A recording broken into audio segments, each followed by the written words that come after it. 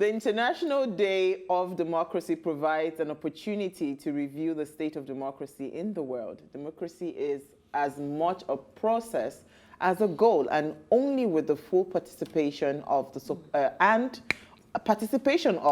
support by international communities, national governing bodies, civil societies, and individuals can the ideal of democracy be made into a reality to be enjoyed by everyone, everywhere. The values of freedom, respect for human rights, and the principles of holding periodic and genuine elections by universal suffrage are essential elements of democracy. In turn, democracy provides the natural element for the protection and effective realization of human rights. So happy International Day of Democracy. I don't know if we feel the impact of democracy in Nigeria, or is like, you know, democracy on paper and autocracy in action. I think so. Elsie, you go first before I talk. Can you not tell me? Our leaders. No, what you were saying earlier in terms of impact. Yes. I know what I'm saying, because even these people that you are not happy with, there are people who are genuinely happy with them, and that is impact for them. I agree with you. So I agree with you. It's all about what puts food on your table. Back to Nigeria and democracy. The question for me is: Are we practicing democracy in Nigeria? Do we understand it? Maybe we understand it in terms of textbook definition, but what we see and how issues are handled, how there is a blatant ignoring of what the law says in terms of judicial laws and the pronounce. We are talking about Edo State now. There was a court ruling that said they shouldn't be able to go ahead with what was it they were trying to do? Banning people that do not have the vaccines, and they are going ahead. So that is one state that I was holding the governor to a high esteem. But if he's doing this and ignoring what the court of law is saying, then that is a problem. I'm not going to be blind to this because he has been doing good, because, and I said that from handshake, they enter something else. Okay, so Isi, what were you going to say? I was going to say that, you know, democracy, is obvious that we are not practicing it in Nigeria, and that the situation in the country needs to be looked at, because what is democracy? Democracy is supposed to be the government for the people, by the people, of the people, for the people, and by the people. But in actual fact, we do not feel that we are actually carried along as a people currently in Nigeria. We feel that what they're just giving to us is like a draconian law, which says that whatever they decide to do to us or tell us to do is what we are supposed to do. So democracy is practically non-existent in Nigeria. And if we do not... So, you know, Uti has always argued that we actually do not need democracy in Nigeria. We need something in between autocracy and democracy. So maybe that's why democracy doesn't seem to be working in Nigeria. And another thing is to also ask the question if we are actually prepared for democracy as a people based on our culture, our beliefs, and our traditions. Are we? Are we prepared for democracy? Well, we do not know, but today is International Democracy Day, and hopefully we will begin to practice what true democracy really means. All right, so Isi, what did you find for us in the news? Okay, so, you know, it has been 100 days after the ban of Twitter. Oh, yeah. So, again, the federal government said that the suspension of Twitter is just around the corner and is near.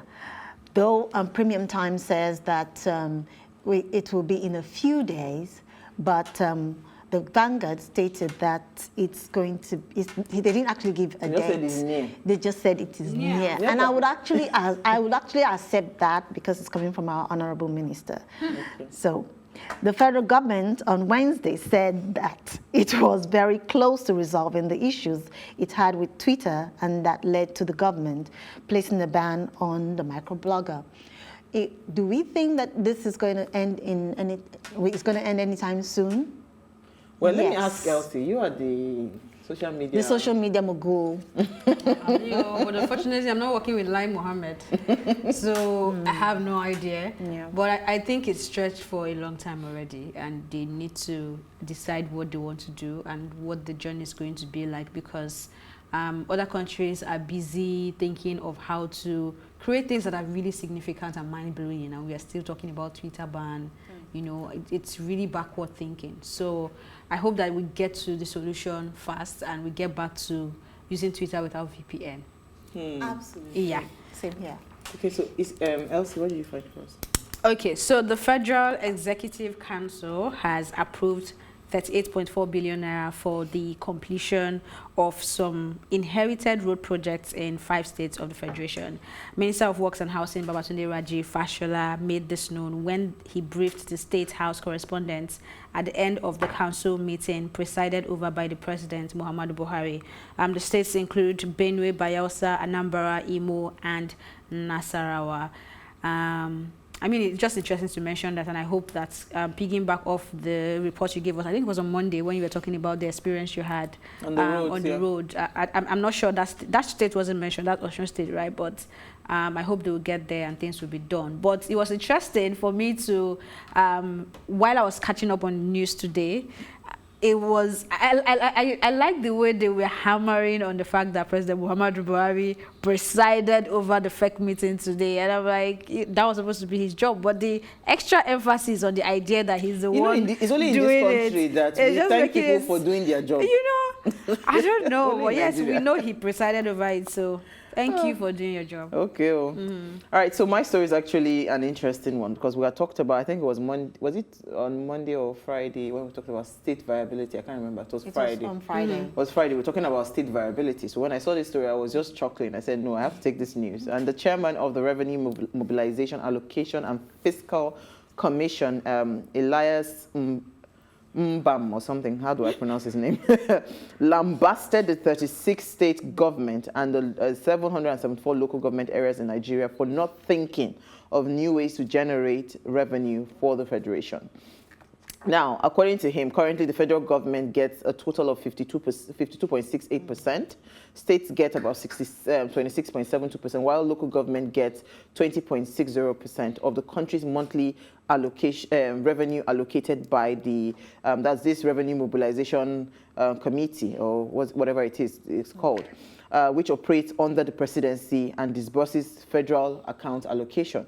So people are clamoring for rejigging or restructuring this sharing formula, saying that it's not working and blah, blah, blah. He now goes to say that this review that about revenue share in this country, the last time it was reviewed was in 1992, and that a new review sharing formula has not been possible till date because of lack of political will and over politicizing the matter. And he said for the fact that, in fact, if they want to do this review, there are factors to consider. He mentioned the landmass. You understand? Allocation is based on the landmass, population size, duties of the 3 tiers of the government are important factors to consider when you do revenue allocation or revenue share. Can we just go back to allowing states to produce and hand over a percentage to the federal government, as opposed to this formula? Because you see, it makes no sense to me for you to tell me that landmass. The North will continue to get bigger if you want to follow landmass. You know, but are they productive as those in the South or those in the West? Do you understand? No. So it doesn't make sense to me. We keep saying that some states do not deserve to be states. They just need to be like a local government under a state that is economically viable. So let's start thinking productive. You know, let's think, how can we push our states to become economically viable and independent from the federal government? We should stop this cap in hand, and that's why we do not have proper structures. We're talking about democracy. We don't have proper structures. Anything presidency does now, everybody will be shaking and whatever, because you know what? They know that at the end of the month, they have to go back to them, cap in hand, to look for money. So nobody would even try to, you know, question certain anomalies, right? So I'm just begging that, please, let's change this formula. Let states begin to generate revenue and give the allocation to the federal government, as opposed to what is happening here. Local government have the capacity to generate a lot of revenue, but nothing of, I mean, it's not generating it a is, lot but of it is revenue, but how is it's it not being properly structured? That's the key thing here.